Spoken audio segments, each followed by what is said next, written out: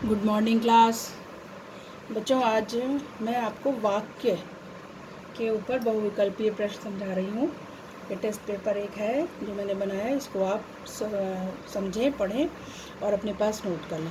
आपको वाक्य का वीडियो मैंने पहले भेजा था कि वाक्य क्या होते हैं, उनके अंग कौन से होते हैं, वाक्य के प्रकार कौन कौन से हैं, अर्थ के आधार पे वाक्य, रचना के आधार पे वाक्य, और वो समझाया था। और आपको जो आपके कोर्स में रचना के आधार पे वाक्य, ठीक है, तो उसको आपको समझा दिया था।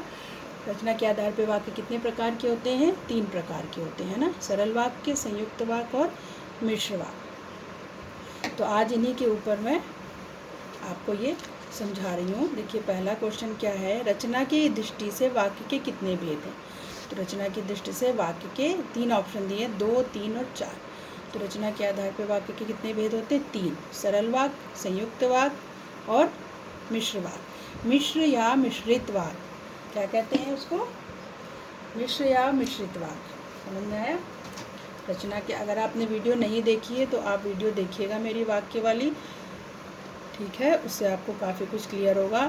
तो 3 प्रकार के वाक्य होते हैं, सरल वाक्य, संयुक्त वाक्य और तीसरा है मिश्र या मिश्रित वाक्य। कभी कंफ्यूज मत होइएगा, मिश्र वाक्य को मिश्रित वाक्य भी कहते हैं। अब दूसरा क्वेश्चन है, सरल वाक्य में एक कर्ता और एक फिर डैश है का होना आवश्यक है। सरल वाक्य में क्या होता है? एक क्रिया होती है और एक कर्ता होता है, ठीक है ना। क्रिया 2 भी हो सकती है, पर एक क्रिया का होना आवश्यक। आवश्यक क्यों लिखा है? कि एक कर्ता और एक क्रिया का होना आवश्यक है, बिना क्रिया के सरल वाक्य नहीं होगा। कभी कभी 2 क्रिया भी होती है, पर यहाँ पूछा है कि आवश्यक होना। क्या आवश्यक होना? क्रिया का, किसी भी एक क्रिया का आवश्यक होना होता है, ठीक है। तो एक कर्ता और एक क्रिया किसमें होती है? सरल वाक्य में। अब क्वेश्चन नंबर 3 जो है आपका, इसमें क्या है, उसने कहा, फिर पूर्ण विराम देखिए लगा है, उसने कहा फिर पूर्ण विराम, यानी एक वाक्य हो गया। वह जयपुर जा रहा है, उसने कहा अधूरा भी है ना, इससे पूरी बात नहीं पता चल रही। और पूर्ण विराम लगा के कर दिया, इसका मतलब ये एक हो गया, और वह जयपुर जा रहा है ये भी एक वाक्य हो गया। तो इसमें क्या पूछा है, इस वाक्य का उचित मिश्र वाक्य क्या होगा? अब यानी कि इसको आपको मिश्र वाक्य में बदलना है, रूपांतरण करना है ना, मिश्र वाक्य में इसको बदलना है। तो 3 ऑप्शन दिए हैं। देखिए, पहला क्या है, उसने कहा कि वह कल जयपुर जाएगा, ठीक, ये वाला सही है। अभी मैं आपको समझाती हूँ, पहले नीचे वाला देखिए, खा वाला, वह कल जयपुर जाएगा, उसने ऐसा कहा। अब मिश्र वाक्य में क्या होता है? मिश्र वाक्य में क्या होता है कि हमारा पहला जो वाक्य होता है, उपवाक्य होता है, वो अधूरा होता है ना। मिश्र वाक्य में जो पहला उपवाक्य होता है, 2 वाक्यों को जब जोड़ते हैं, 2 उपवाक्यों को, तो जो पहला उपवाक्य होता है वो अधूरा होता है। तो यहाँ पर अगर ये खा वाला हम देखते हैं, तो वह कल जयपुर जाएगा, उसने ऐसा कहा, तो इसमें पहला वाक्य तो पूरा लग रहा है, अधूरा तो लग नहीं रहा है। जबकि मिश्र वाक्य की क्या पहचान है कि पहला वाक्य अधूरा होता है। पहले वाक्य को पढ़िएगा तो ऐसा लगेगा कि अधूरा और हम अभी कुछ और कहेंगे। तो यहाँ पर जो ये वाक्य है, वह कल जयपुर जाएगा, उसने ऐसा कहा, तो ये पहला उपवाक्य तो आपका पूरा लग रहा है, इसलिए मिश्र वाक्य नहीं है। गा क्या है, उसने अपने जयपुर जाने के बारे में कहा, ये आपका सरल वाक्य हो गया, ये तो पूरा एक सेंटेंस में बन गया। लेकिन हमें बदलना किसमें है? मिश्र वाक्य में। तो हम मिश्र वाक्य के लिए क्या कहेंगे, उसने कहा कि वह कल जयपुर जाएगा। देखिए, इसमें पहला उसने कहा आपका अधूरा लग रहा है ना, जो ये है यहाँ पूर्ण विराम हटा के की लग गया। मिश्र वाक्य क्या पहचान है?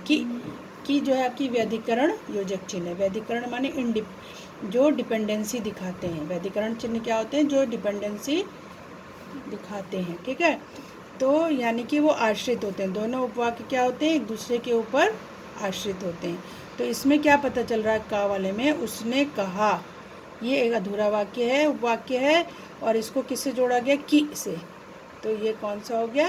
और ये दूसरा वाक्य पूरा, कि वह कल जयपुर जाएगा।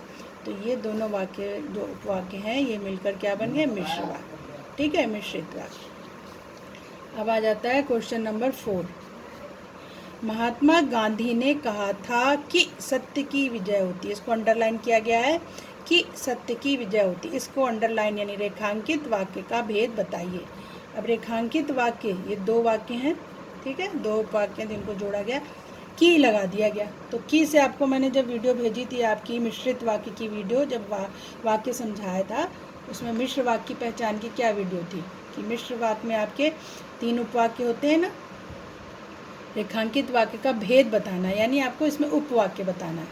तो की लगने से क्या पता चल रहा है, क्रिया उपवाक्य, संज्ञा उपवाक्य या विशेषण उपवाक्य। तो ये क्या है, संज्ञा उपवाक्य। मिश्र वाक्य के कितने भेद होते हैं, क्रिया संज्ञा उपवाक्य, विशेषण उपवाक्य और क्रिया विशेषण उपवाक्य। क्रिया उपवाक्य तो होता ही नहीं है। क्या होता है, 3 भेद, संज्ञा उपवाक्य, विशेषण उपवाक्य और क्रिया विशेषण उपवाक्य। तो ये तो है ही नहीं, ये तो क्रिया उपवाक्य है ही नहीं, विशेषण उपवाक्य भी नहीं है। ये की लगने की सीधी सीधी पहचान है कि ये संज्ञा आश्रित उपवाक्य है। ठीक है, संज्ञा आश्रित उपवाक्य। आपको मैंने जब समझाया था तभी बताया था कि अगर की लगा कहीं बीच में और पूछा जा रहा है कि ये कौन सा भेद है, उपवाक्य कौन सा उपवाक्य है, तो आप सीधे सीधे कह दीजिए कि ये संज्ञा आश्रित उपवाक्य। क्योंकि संज्ञा आश्रित उपवाक्य का मतलब क्या हुआ कि पहला सेंटेंस हमें संज्ञा बता रहा है, महात्मा गांधी क्या है, संज्ञा है, और संज्ञा बता रहा है, तो और दूसरा जो है उपवाक्य उस पर आधारित है।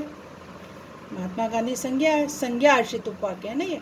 तो संज्ञा पे ये जो सत्य की विजय होती है, ये उपवाक्य आधारित है, डिपेंड है, तो जो है ये संज्ञा आश्रित उपवाक्य। अब अगला क्वेश्चन क्या आ रहा है, मेरी जो गाय काली है वह खेत में चर रही है। ठीक है, मेरी जो गाय काली है वह खेत में चर रही है। पहले आप वाक्य को अच्छी तरह से पढ़िए और समझिए। ठीक है, वाक्य को 2-3 बार पढ़ा करिए, तब समझ में आएगा। मेरी जो गाय काली है वह खेत में चर रही है। अब इसमें क्या पूछा है, वाक्य का उचित संयुक्त वाक्य क्या होगा। निर्देश को भी ध्यान से पढ़िए। इस वाक्य का उचित संयुक्त वाक्य क्या होगा, यानी इसको संयुक्त वाक्य में बदला जाए तो क्या होगा ये। ठीक है, तो अब 3 ऑप्शन है, मेरी काली गाय खेत में चर रही है। ठीक है, ये तो आपका क्या बन गया, ये आपका बन गया सरल वाक्य। इसको आपको बनाना क्या, संयुक्त वाक्य। संयुक्त वाक्य में क्या लगता है, संयुक्त वाक्य में आपको बताया था क्या लगता है, समुच्चय बोधक, योजक चिन्ह लगते हैं ना, समुच्चय बोधक शब्द लगते हैं, समुच्चय बोधक और इसलिए या ये सब लगते हैं।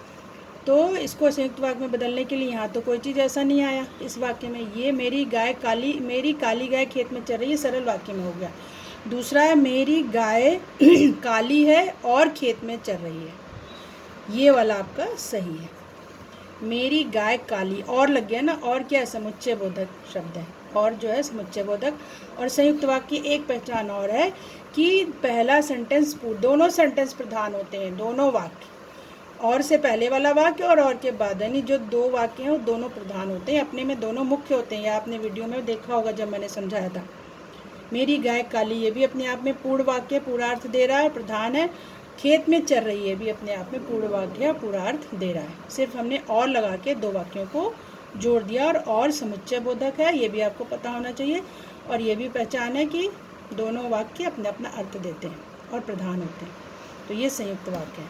तीसरा आपका देखिए, जो गाय खेत में चर रही है वह काली है, तो जो किस में लगता है, ये मिश्र वाक्य में लगता है। जो, वो, जैसा, तैसा, जब, तब, ये सब मिश्र वाक्य की पहचान है, तो ये नहीं होगा, है ना, ये भी नहीं होगा। ठीक, अब अगला क्वेश्चन है, मैं जब भी गाता हूँ वह प्रसन्न हो जाता है। मैं जब भी गाता हूँ, है ना, गाना क्रिया है, मैं जब भी गाता हूँ वह प्रसन्न हो जाता है। ठीक है, तो इस वाक्य में रेखांकित उपवाक्य का भेद बजाइए, ये वाला जो रेखांकित है, अंडरलाइन है, मैं जब भी गाता हूँ, इस उपवाक्य का भेद पूछ रहा है। देखिए उपवाक्य का भेद है, तो इसमें आप क्या करोगे, तो आप कैसे, देखिए पहले ऑप्शन देखिए आप इसके। इसका ऑप्शन है क्रिया विशेषण उपवाक्य, संज्ञा उपवाक्य और विशेषण, यही 3 उपवाक्य के भेद हैं। अब इसमें देखिए आप क्रिया विशेषण उपवाक्य है। क्रिया विशेषण क्यों है, क्योंकि गाता जो है आपका, ये जो आपका सेंटेंस गाता है, ये क्रिया है ना, और ये इसकी वजह से प्रसन्न हो जाता है, वह प्रसन्न हो जाता है, यानी ये विशेषण है, प्रसन्न होना उसकी विशेषता है। ठीक है, तो ये जो है आपका क्रिया विशेषण। क्रिया विशेषण उपवाक्य क्या होते हैं, जो क्रिया की विशेषता बताएं। तो क्रिया की विशेषता क्या बताई जा रही है कि जब भी वो गाता है तो उससे प्रसन्नता होती है, यानी प्रसन्न करने वाली क्रिया कर रहा है वो, है ना, तो विशेषण क्रिया विशेषण उपवाक्य। ठीक है, उसके बाद क्वेश्चन नंबर 7 है, रास्ते में कोहरा था। एक वाक्य हो गया पूर्ण विराम, कोहरे के कारण मैं जा न सका। दूसरा वाक्य, रास्ते में कोहरा था, कोहरे के कारण मैं जा न सका। अब इसको क्या करना, संयुक्त वाक्य में बदलो। संयुक्त वाक्य में क्या होता है, समुच्चय बोधक चिन्ह से दोनों वाक्यों को जोड़ा जाता है और दोनों वाक्य अपने आप में पूर्ण होते हैं, पूरा अर्थ देते हैं और दोनों प्रधान होते हैं। ठीक, तो अब इसका पहला देखिए, रास्ते में कोहरा होने के कारण मैं नहीं जा सका। तो ये तो आपका सरल वाक्य हो गया, क्योंकि ये पूरा और वगैरह कुछ नहीं लगा, इसमें कोई समुच्चय बोधक का प्रयोग नहीं किया गया, दोनों वाक्य को एक साथ जोड़ दिया गया, तो ये सरल वाक्य है। रास्ते में कोहरा था इसलिए मैं ना जा सका, तो इसलिए क्या है, समुच्चय बोधक चिन्ह है, दोनों वाक्यों को जोड़ा गया और दोनों वाक्य अपने आप में पूर्ण है और इनको इसलिए समुच्चय बोधक से जोड़ा गया, इसलिए ये संयुक्त वाक्य, संयुक्त वाक्य में हमें बदलना है। तीसरा भी देख लीजिए, चूंकि रास्ते में कोहरा था इसलिए मैं जा ना सका। चूंकि, चूंकि लगा दिया गया ना, इसलिए तो इसमें लगा है समुच्चय बोधक, लेकिन चूंकि क्या है, ये आपका व्यधिकरण योजक चिन्ह है, व्यधिकरण जो मिश्र वाक्य में लगता है, ये चूंकि व्यधिकरण चिन्ह है जो मिश्र वाक्य में लगता है, जो डिपेंडेंसी बताता है, तो ये जो है आपका मिश्र वाक्य हो जाएगा, इसलिए नहीं होगा आपका, ये दूसरा वाला होगा। क्वेश्चन नंबर 8 देखिए, जब तक तुम जाओगे नहीं तब तक वह नहीं आएगा। जब तक तुम जाओगे नहीं तब तक वह आएगा नहीं। इस वाक्य को पहचानिए, कौन सा वाक्य, जब तब, क्या क्या लगा इसमें, जब और तब। ठीक है, तो ये जब तक किसके चिन्ह है, व्यधिकरण योजक है, यानी मिश्र वाक्य के चिन्ह है, तो ये सीधा सीधा हो गया कि मिश्र वाक्य। ठीक, जब और तब पहचान लीजिए, जब तब जो तो जो वो ये सब लगा हो अगर, तो वो मिश्र वाक्य के चिन्ह। अब आता है 9वां क्वेश्चन, दीपक आया और खेलकर चला गया। ये सेंटेंस है, दीपक आया और खेलकर चला गया। सरल वाक्य क्या होगा इसका, दीपक आया और खेलकर चला गया, इसका सरल में क्या होगा, और लगने से तो ये समुच्चय बोधक लगा, तो ये संयुक्त है। वाक्य कौन सा है, ये संयुक्त है, क्योंकि इसमें और लगा है, लेकिन इसको हमें सरल वाक्य में बदलना है। तो अब देखिए पहला ऑप्शन, दीपक आया और खेलने लगा, ये तो वही हो गया, ये संयुक्त वाक्य बन गया और लगने से। यहाँ जैसे ही दीपक आया वो खेलने लगा, तो ये जैसे लगने से मिश्र वाक्य बदल गया, जैसे वैसे जैसे तैसे, ये सब। लास्ट दीपक आकर खेलने लगा, तो ये आपका दीपक क्या होता है सरल वाक्य में, एक कर्ता और एक क्रिया होती है, और कर्ता के हिसाब से क्रिया लगती है, तो दीपक के लगा क्रिया लगी हुई है, खेलने लगा, तो आपका ये सरल वाक्य है। ठीक है, क्वेश्चन नंबर 10 है, आप घर जाएंगे या पार्क जाएंगे। कौन सा वाक्य, इसको पहचानना है, आप घर जाएंगे या पार्क जाएंगे, ये कौन सा वाक्य है। तो या लगा है इसमें, या क्या है, यह समुच्चय बोधक है, सीधा सीधा इसको पहचान लीजिए कि ये संयुक्त वाक्य है। ठीक है, संयुक्त वाक्य में समुच्चय बोधक का प्रयोग होता है, तो यह समुच्चय बोधक है। अब ये आपको पता होना चाहिए कि समुच्चय बोधक क्या क्या है, और इसलिए, क्योंकि, या, ये सब समुच्चय बोधक है। और जब तब, जैसा तैसा, ऐसा वैसा, जो वो, ये सब मिश्र वाक्य चिन्ह है, ये सब व्यधिकरण योजक चिन्ह है। तो इसको जो है आप लोग अच्छी तरह अपनी कॉपी में लिख लीजिए और याद करिए।